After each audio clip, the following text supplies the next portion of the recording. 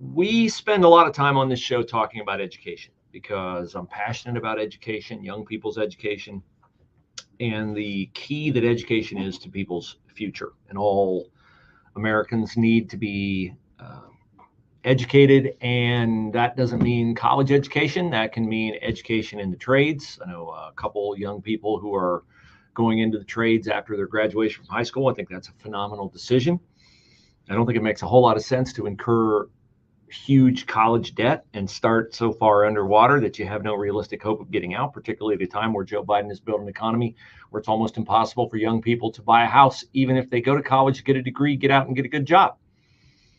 I think enlisting in the military, which has many, many college programs, is a phenomenal way for young people to start their lives. There are ways to do it if you investigate all the avenues to do it.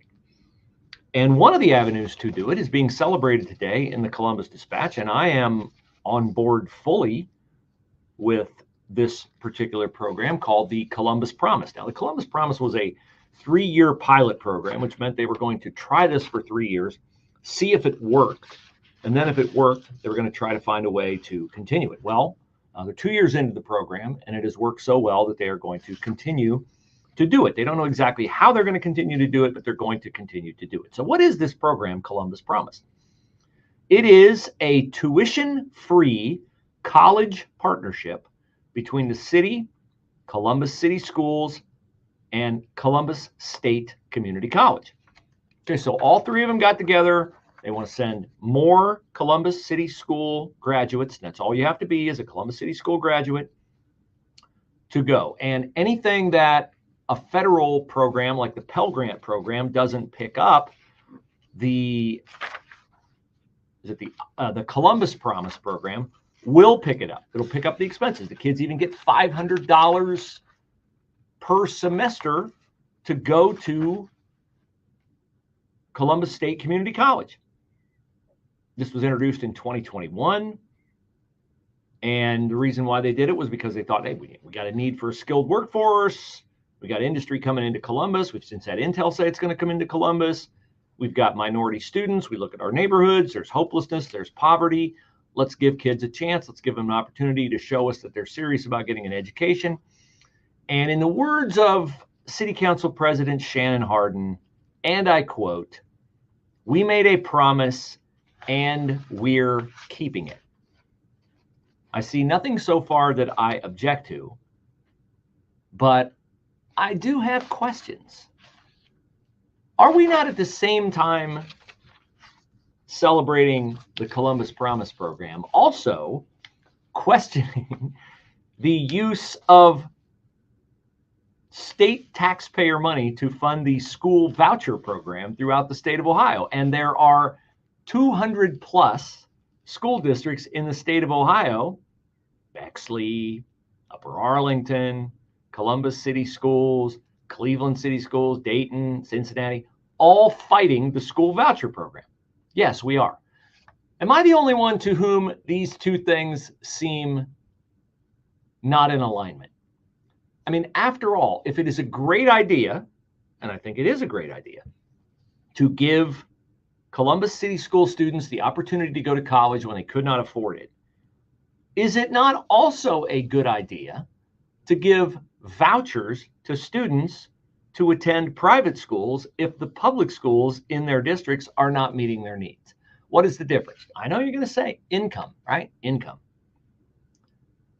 Okay, so the school voucher program, before it was expanded, was only available to families making less than $70,000 a year. Now it is fully funded. In other words, a student gets the full Ed Choice scholarship, which often does not cover the entire cost of a private school education. A family only gets that if it makes about, depends on how many kids you have, but essentially, like if you have 2 kids and your family income is above $130,000, you're not going to qualify for the full scholarship. You can make $5 million and you're going to qualify for some stipend, maybe $100, maybe $200, whatever it is.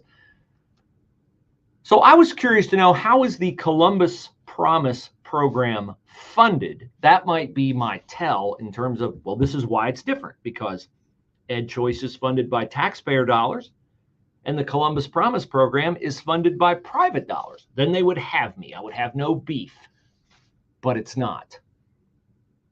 The Columbus Promise program is, and I'm reading right out of the dispatch, funded through a public-private partnership with $4 million seeded by the city and a nearly $5 million match by more than 20 other public entities, philanthropic and individual donors. Now, we don't have the breakdown on the $5 million piece of the $9 million annual funding, but we do know that 20 other public entities are helping to fund that additional $5 million piece. And when you see public entity, you know what you should also know? That is taxpayer funded. So I would just like to ask Angela Chapman, head of Columbus City Schools, superintendent, who's taken a victory lap on this, and she deserves it. They deserve it. It's a great program. I'm all in support of it. Why is she then opposing the EdChoice voucher program?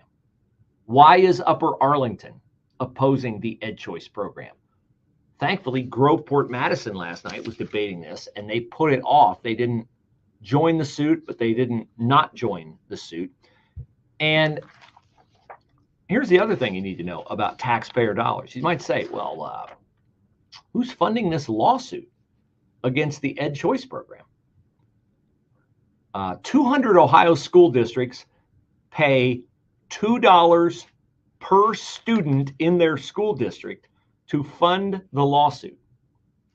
So for every Columbus City school student, and there are, what did we say the other day, 47,000 of them, Columbus City schools are paying almost $100,000 of taxpayer money intended for students to fight a lawsuit against school vouchers that parents of Columbus City school students overwhelmingly say they like. That's what they're doing. They are taking money meant for them, and every school district that's joined this, 156 of them or whatever, are paying $2 per student to join this. And the lawsuit against school vouchers, the attorneys that are getting rich off this, suing on behalf of these school districts, are going around to school boards trying to talk them into joining this lawsuit. Oh, please, please do me the favor of coming to my local school board. I can't wait for you to come to my local school board and make your pitch for us to waste our money joining a lawsuit against our own students, against our own families. Not going to happen, champ. Not going to happen. And any other district that joins this lawsuit is doing to you, the parents of students, what Columbus City Schools, Dayton City Schools, Cincinnati City Schools, and Upper Arlington Schools are doing, which is fighting against your array of educational options for your child as a parent. When they join these lawsuits, that's what they're doing. And I know they're going to tell you, and we've covered this lie a million times, but you can't cover it enough because the listenership of the show changes every day. People are in and out for segments, is that the quote unquote fact cited to oppose this lawsuit is, do you think it's fair that the state of Ohio takes public funding away from public schools to fund private school vouchers for students? And that is a false narrative because they are not taking a dollar away. If you send your kid to a private school, your local school district does not lose one fat red cent of public school funding.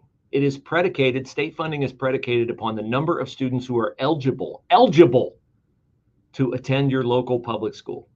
Not attending, eligible to attend. So these public schools actually make bank, and I get it. I don't have a problem with that. I have no problem with that. I'm not advocating for the money to be taken away because public schools have to plan on how many students are we going to have? Well, how many are we eligible to have? You have to be able to plan that. You got to staff the classrooms. You got to have the administrators. You've got to have the assistants, the people who come. You got to have volunteers out of the community. I have zero problem with the schools continuing to get that money. But then don't turn around and lie to people and tell them that the money's being taken away when it's not. And don't celebrate a program that gives Columbus City School students free tuition and then fight it on the secondary